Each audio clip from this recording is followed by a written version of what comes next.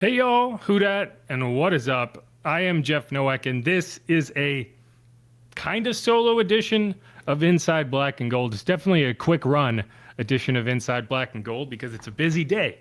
It is Wednesday, one day before the Saints and myself head out to Dallas ahead of the preseason finale against the Cowboys, and several hours prior to the Saints taking the field at Tulane's Yulman Stadium for an outdoor practice. It'll be a big day for the kickers.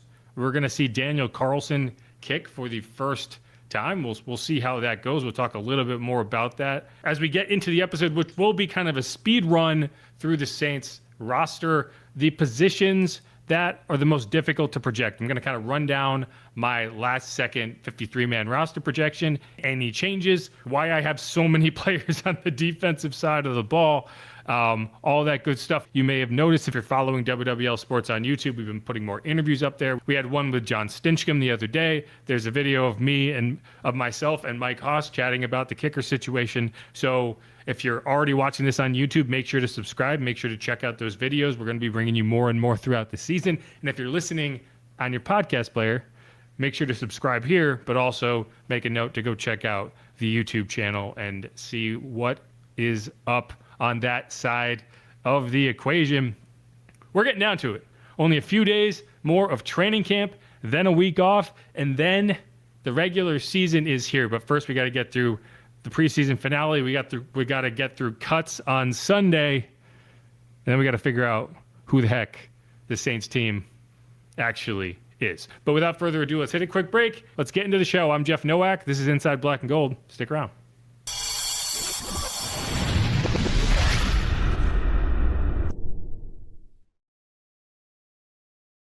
And we are back on Inside Black and Gold.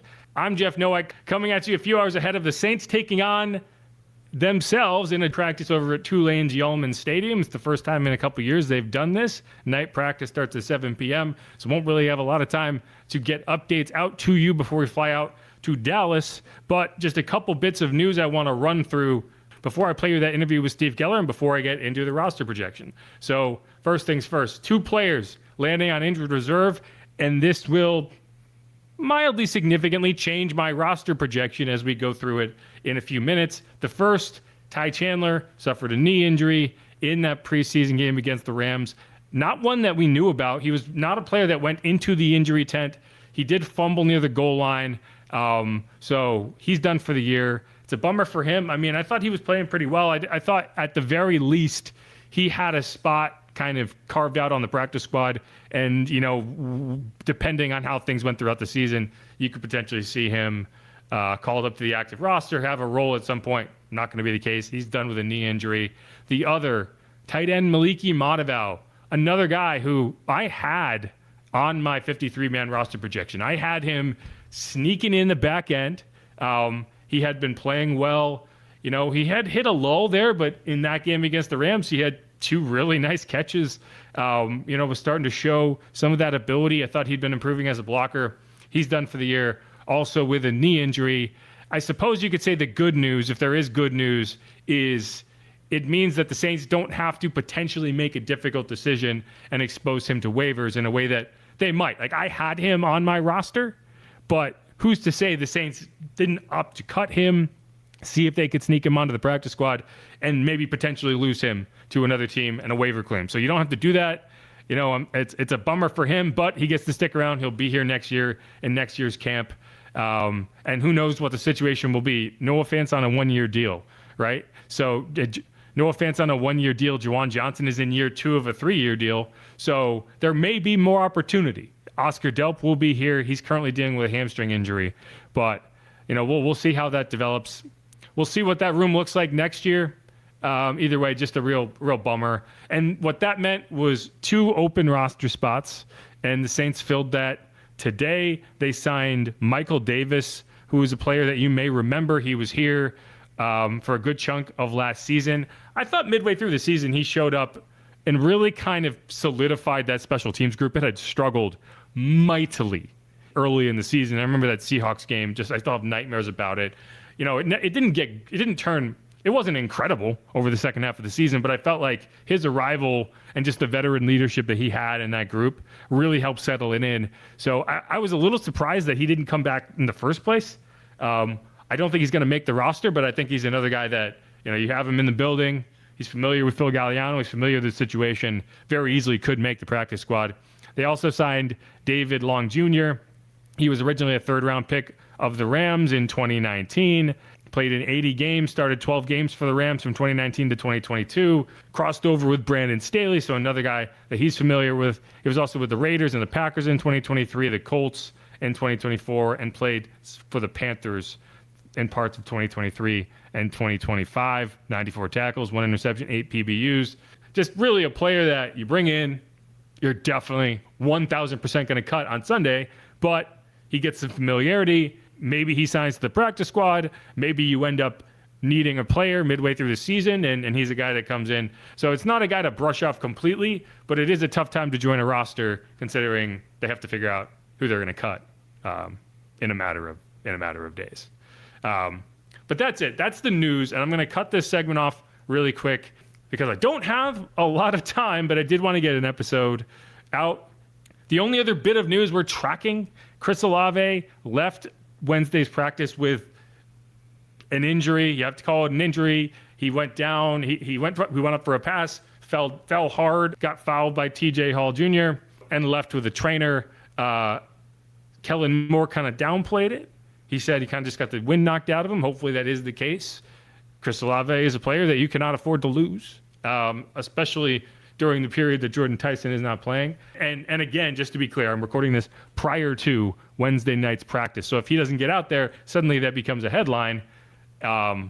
Hopefully he is. Hopefully it's not something we talk about again. But it is 1,000% something to keep an eye on.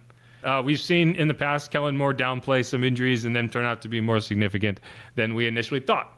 So that's something to keep an eye on. Otherwise, kind of a ho-hum day of practice yesterday. Nothing to report other than a lot of injuries, which has been the case. It's just something that we continue to track. There was 21 players absent on Monday. There was like 16 absent on Tuesday. You did get Kristen Miller and Bub Means back to practice, so those are good signs. But let's hit a break. Stick around. We'll be right back.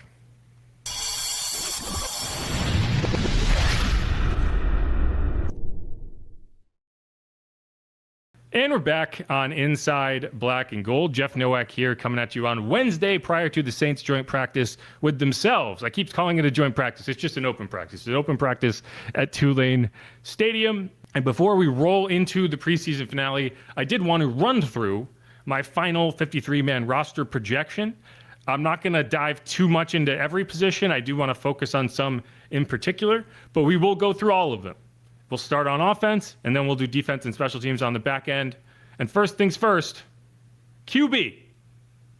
More specifically, QB 1 and 2, because I'm not keeping 3 quarterbacks. In the last episode, I told you that I felt like Spencer Rattler played better than he probably got credit for because the game result and the score was what it was. I did appreciate how he developed from week 1 to week 2. I never actually turned over in my mid-preseason roster projection. I still had him as my 2, but it had Zach Wilson really nipping at his heels.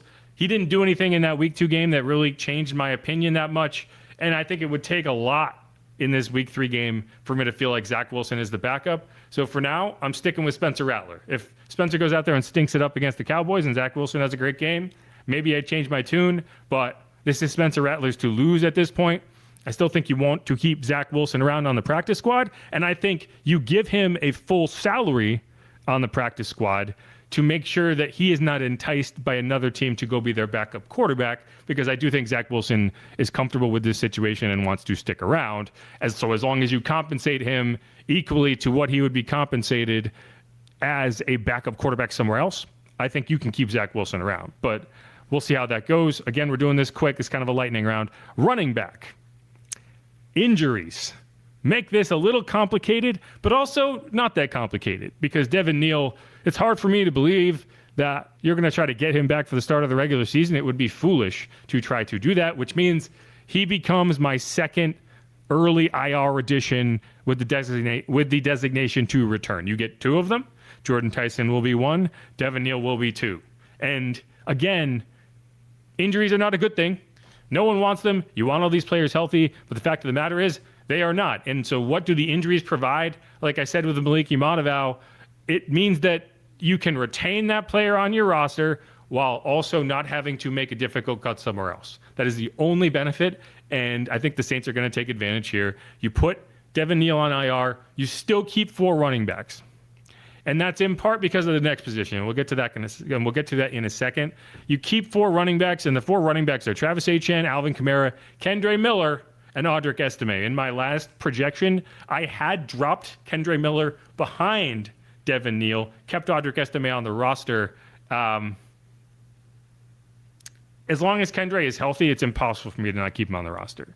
And I appreciate that he was able to get back from the back injury. I appreciate it that it wasn't a knee injury or a soft tissue injury. And hopefully he can keep that back straightened out. He's a really good football player. And especially with Alvin Kamara dealing with the knee injury, there's no way you move on from him. I think 2-back sets, pony personnel, should be a bigger part of this offense. We haven't seen it happen yet, but I just have to imagine it is. Like, you'd be crazy to me. It would be crazy to me to not take advantage of the talent in that room and only run 11 personnel or 12 personnel with 1 back on the field. You know, you don't have fullbacks anymore, so it is what it is. You know, you might use a tight end in that slot, but why not use a running back? Zig a little, you know? You don't have to zag completely, but you can zig a little. But that's it. So you're cutting Zamir White, even though you just traded for him. I think you cut him. You try to stash him in the practice squad, unless he does something insane. I just don't know how much you can prove in 2 days, in one practice, in 2 practices in a preseason game. Like, what can you prove? But I do think the idea was, hey, we're going to get him here so that he's familiar with the system, and then we can sign him to our practice squad because he's comfortable and he likes the situation, as opposed to maybe trying to go out and get him and sign him away from the 49ers, right? Like, it does seem weird that you traded for him, but you traded Deion Jones for him, so I don't think it's like, hey, we got to sign him, we traded for him. It's just an asset that you were going to cut, and you got something that you didn't think you were going to have. Ty Chandler, Devin Neal to IR. Next position, tight end. As we talked about, Maliki Monteval no longer in the mix, and there are a few players that you could theoretically keep around. Zaire Mitchell-Payton, I think, is a guy you signed to the practice squad. Is a guy you could sign to the practice squad and bring up. I don't think you need to have him on the active. I don't think he's getting claimed anywhere else. And if he does, I think he can be replaced. I know the Saints like him, but do they like him enough to cut one of their draft picks, right? Do they like him enough to cut one of their running backs? I don't know. Cody Hardy, same situation. Trayton Welch, same situation. Like, I like the idea of having depth, and I will have 2, if not all 3 of these guys on my practice squad if I can do it, if I can keep them around. But it just doesn't make sense to me to try to stash one of those guys on the active and cut someone else. So I'm keeping 3 tight ends, and that allows me a little more flexibility on the defensive side of the ball. Wide receiver, similar situation. You have Mason Tipton, who's going to start on PUP. I don't have that officially, but he hasn't come back yet, so he's going to stick on PUP. And that means he's out for the first 4 weeks of the season. But again, as is the theme, you gain some flexibility there because he's a player that you can potentially get back mid-season, knows your offense. You have confidence that if you throw him in there, he knows what to do. Has played with Tyler Shuck before, so you know that's a guy that you're more than happy to keep in the system. IR to return Jordan Tyson, and that leaves you with Chris Olave, Devon Bailey, Bryce Lance, Barryon Brown as the for sure keeps. Barryon Brown, he rested last week. Like, that tells you what this team feels about him. So you have 4 wide receivers, and the question is 5 or 6. I want to keep 6. I'm keeping Kevin Austin Jr. So the question then comes, Bub Means, Trey Palmer. Who else? Jalen Moreno-Cropper? No. I'm going with Bub Means. You know, he did get a minor hamstring issue, but he's back at practice. I think he's going to be available on Friday. He's just a guy that I like. He's a bigger body. He can play special teams. He can be a gunner. So that's who I'm keeping. I'm keeping those 6 guys. Offensive line, the top 5 are easy. Calvin Banks, David Edwards, Eric McCoy, Cesar Ruiz, Taliesin Fuaga. The backups are a little tougher. Awesome Richards, Jeremiah Wright are definitely keeps. Awesome is your backup swing tackle. Jeremiah Wright is your backup right guard in a 4th-round draft pick. The only question is, are you adding a piece to supplant him as that backup because you don't feel necessarily comfortable with him in that role? We'll have to wait and see. But for now, those 2 are definitely on there. So that's 7. Beyond them, I'm saying Will Sherman is my backup center, and so I'm cutting Torricelli Simpkins, who is dealing with a concussion and did not start week 2 of the preseason. It was Will Sherman in there. He can play all 5 offensive line spots, maybe not do it particularly well, but in a pinch, I can use anywhere, and there is value in that. Beyond him, it gets a little tougher, right? Barry Wesley is probably my next backup tackle. Do I have to keep him? I don't know. My 9th offensive lineman, it's between Easton Kilty, Xavier Truss, and Barry Wesley. I'll go with Wesley right now. He's dealing with, I might regret it because he's currently dealing with an injury. And if he doesn't get back for Friday, maybe Easton Kilty, who's another player that I feel like I can move around. I'm really stuck on this one, guys. Like, I want to keep 9. And there's like 3 or 4 guys that you could easily just slot in there. For now, I'm going with Barry Wesley. I'll probably be wrong, but whatever. Remember, Dylan Radins is the injured reserve, and I think one of the reasons this position is so difficult for me is because I fully expect it to change with the Saints sending out a late round pick from like 2028 and pulling in somebody, just like they did with Austin Richards and Luke Fortner last year, who was Colin Saunders, who you sent in a trade. Like, I'd be stunned if we don't have headlines on Saturday of the Saints trading for XYZ. I'd just be stunned. And when those trades come through, I fully expect them to be offensive linemen. I know there's this idea they should trade for a cornerback, they should trade for a defensive tackle. I'm okay with those positions. Like, you could add depth for sure, but the kind of glaring hole is backup interior line. Because think about this. Like, you get an injury to Eric McCoy and Cesar Ruiz, and suddenly you have an offensive line of the tackles, a 2nd-year guy and a 3rd-year guy, David Edwards, and then Will Sherman and Jeremiah Wright. That falls apart real fast. And it's not that Dylan Radins was the star, but his floor is way higher. Like, I'm very concerned about asking Jeremiah to do too much in pass pro early in his career and getting Tyler hurt, right? Because those interior, like, you don't have to do a ton on the interior because the quarterback can see the rush. Like, he can see those guys. But if you give someone a free run at your quarterback, that's how you get them killed. Because those guys weigh 300 pounds. And yeah, maybe they'll get a personal foul if they throw their body weight on you. But once, think about Drew Brees in 2020 with Kentavious Street. Maybe that was 2021. I can't remember. No, it was 2020 because that was his last season. Like, that happens one time and it could be the end. So that's where I'm at. But that's the offense. Let's hit a quick break, come back, speed run through the defense, and then I'll try to get this episode posted and run out to Tulane and get that show on the road. I'll be out there with a mic on the sideline. We'll be live from practice. So it's kind of cool. It's a fun event. Either way, Jeff Nowak, Inside Black and Gold. We'll be right back.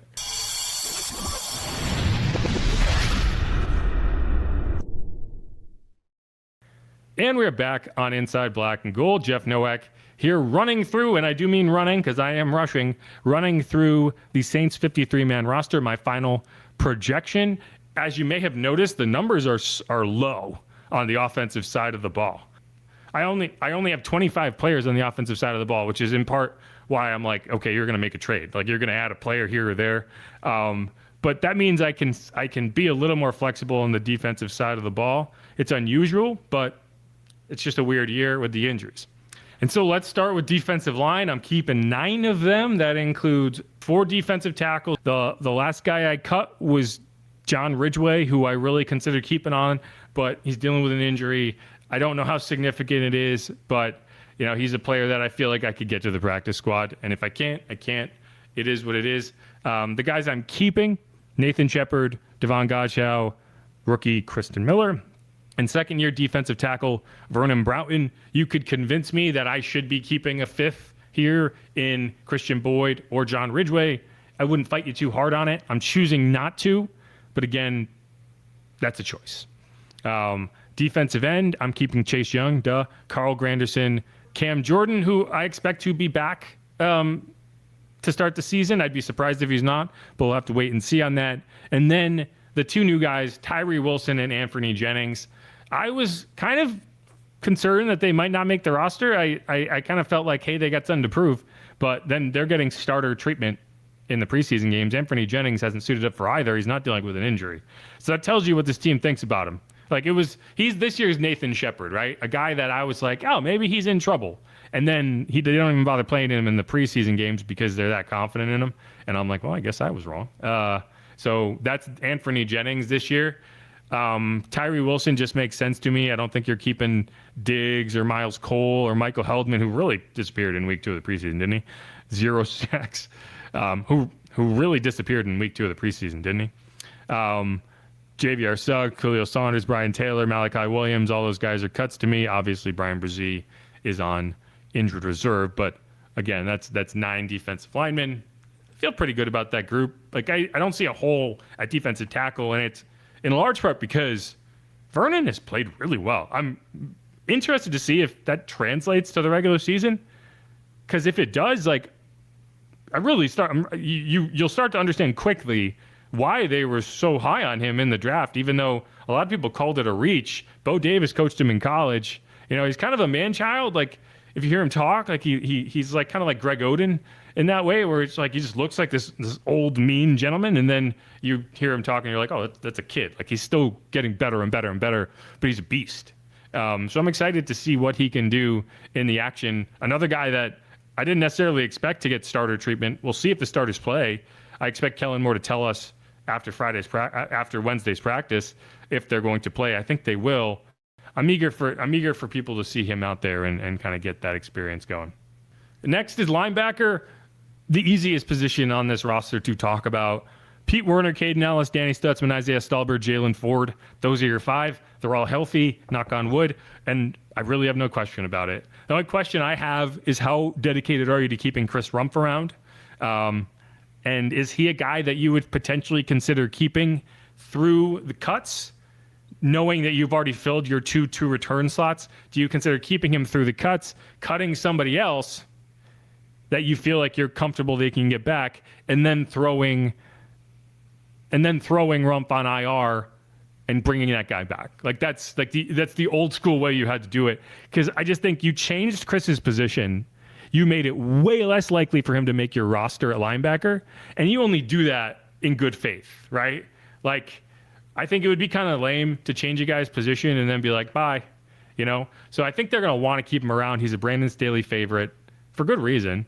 And it's just a question of how you do that. Jackson Sermon, coach's son, played really well racked up tackles against the Rams. You can keep him around. I wouldn't be against it, but he's definitely not a guy that you're throwing on the roster. Defensive back.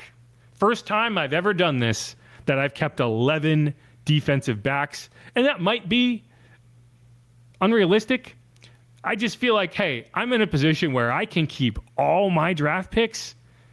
Like, whether you feel like the draft pick is the best player or not, you want to keep your draft picks. You just do. Like, it's you turned that card in. You made a declaration to the league. Like, we think this guy is good enough, we're going to draft him. And then you cut him. Like, you just don't want to do that, right? So, like, Lorenzo Styles, you're definitely not cutting him. Bryce Lance, you're definitely not cutting him. TJ Hall is the one question mark to me. And I have the roster space. I'm keeping him. And so I'm keeping 11 defensive backs. That's 6 cornerbacks, which seems like a lot, and it is. But you got Kool-Aid McKinstry, Quincy Riley, Ike Yadam, Martin Emerson Jr., Jaden Price, who's your backup nickel, and TJ Hall Jr., who is currently CB4 with Dallas Beanham down and Quincy Riley down. So we'll see how long it takes Quincy Riley to get back. 6 defensive backs makes a lot more sense if you're worried that Quincy might not be ready week 1. So just something to keep an eye on. Martin Emerson Jr. is your CB3, no question about it. And we'll see what they would end up doing ultimately if they needed that CB4 on the field. Probably be Ike Yadam, but I think TJ's played pretty well. I like his development, so I'm happy to keep him around. Safeties. Jonas Anker, Justin Reed, Julian Blackman, Lorenzo Styles Jr., who I list as a safety, but I guess he's a defensive back, cornerback, whatever. And then Jordan Howden, who's probably right on the fringe. If I was going to cut one of these safeties, it'd be him. I've never been thrilled with Jordan Howden. Like, I just haven't. Like, I feel like he's out of position a lot. He makes mistakes. The game against the Eagles 2 years ago, like, it's on him. running into his teammates. So we'll see. But they like him on special teams. He's been here 4 years. He's a veteran at this point. He knows the scheme. He has filled in admirably. I think it's a situation where I'm okay with him as a backup, but if you had to go into a game with him as a starter and the other team got the game plan for him and attack him, I think you'd be in trouble. Either way, I'm keeping him. I'm keeping 11 DBs, and I'm happy about it because defensive back is a position that, these guys are special teams contributors. They understand how to run down the field and tackle. Same thing with linebacker. If I needed to keep an extra one, this is the position for what I was talking about with Chris Rumpf. If you want to say, hey, we feel like we could cut Jordan Howden or TJ Hall and get them back, and we can keep that sixth linebacker in Chris Rumpf, throw him on IR, and then bring that guy back, say, hey, don't go anywhere. We're going to bring you back. It would probably happen here. And the cuts would be Terrell Burgess, Mike Reed, Elias Davison, Dallas Beenum. They already sent Rajon Wright to IR, so he's not a cut. I would be surprised if at some point this season we don't see Terrell Burgess on the roster. But that is what it is. Final position. And I'm breaking my own rule here, which is typically if I haven't seen a guy kick, I'm not going to put him on my roster. I'm not going to put him ahead of anybody else. And that kind of goes across the board. Like Zamir White is that exactly. Like I'm not bumping anyone. I'm not bumping Audric Estime for Zamir White until I see Zamir White. I am bumping Tanner Brown, who had moved ahead of Charlie Smith off that line. Daniel Carlson is my kicker. I mean, he would have to go out there and struggle today, and I think there's a lot of pressure on him today to deliver. But if he goes out there and even makes 4 of 5, and like that miss is not this complete shank, assuming he kicks 5 times, I don't know exactly how they're going to run the practice. He's my guy because I at least know that he's done it before, and I can throw him out there in a pressure-packed environment, and he will respond correctly. Charlie Smith, you could make that argument too, but he's missed 10 kicks in camp. He's missed 10 kicks in camp. 10. He's missed the only kick he's attempted in a preseason game. How do I give that guy the job? He's going to stick around because you get a free practice squad spot for him, and he has made kicks in an NFL game. So if you keep Carlson and he gets hurt or is ineffective and you need to replace him, you can and feel okay with it. But I can't give him the job. And then Tanner Brown, who has been more efficient than Charlie Smith, has been wildly inaccurate from 40 and in. He's missed 4. You saw that on TV the other day. Like, I watched 3 of them that maybe other people didn't get to see, but everyone got to see, well, everyone who stuck it out, which probably isn't that big of a number, got to see that missed 38-yarder. Like, we've seen that. He is inconsistent. I also watched him doink in an extra point.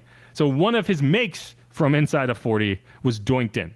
I don't see how you can give that guy the job either because on top of being inconsistent, he's never kicked in an NFL game. So all that said, this is the Daniel Carlson year. I see no way around it. If I'm Phil Galliano, I'm throwing in my lot with the guy who's done it before. If I'm going to lose my job, I'm going to lose it with a guy who's made the All-Pro team twice, who's 31 years old, who understands pressure, who has a leg, right? He made it from 60 in his final kick with the Raiders last year. That's my dude. And that's the roster projection. We speed ran through it. I hope people aren't offended that I had to rush through this podcast. It's just a weird day. Got it done. Hope y'all enjoyed it. We'll be coming back to you on Monday with our post-cut breakdown. I'm going to try to do a live stream around noon. We'll kind of make it our lunch pods edition because the weekend's just going to be weird. We won't really have time to do a post-game podcast prior to cuts. And then cut day is not a day that we're going to be able to swing a podcast with all the news. So that's the plan is we'll come back around on Monday, react to everything. But until then, thanks everyone for listening. I'm Jeff Nowak. This is Inside Black and Gold. Make sure to subscribe. Follow us on X at Saints_pod. You can follow me at Jeff_Nowak. Make sure to check out our YouTube channel. We got a lot of content coming. We're almost there. Regular season is a little over 2 weeks away. Can't wait. Who dat? Go Saints. Peace, y'all. Peace.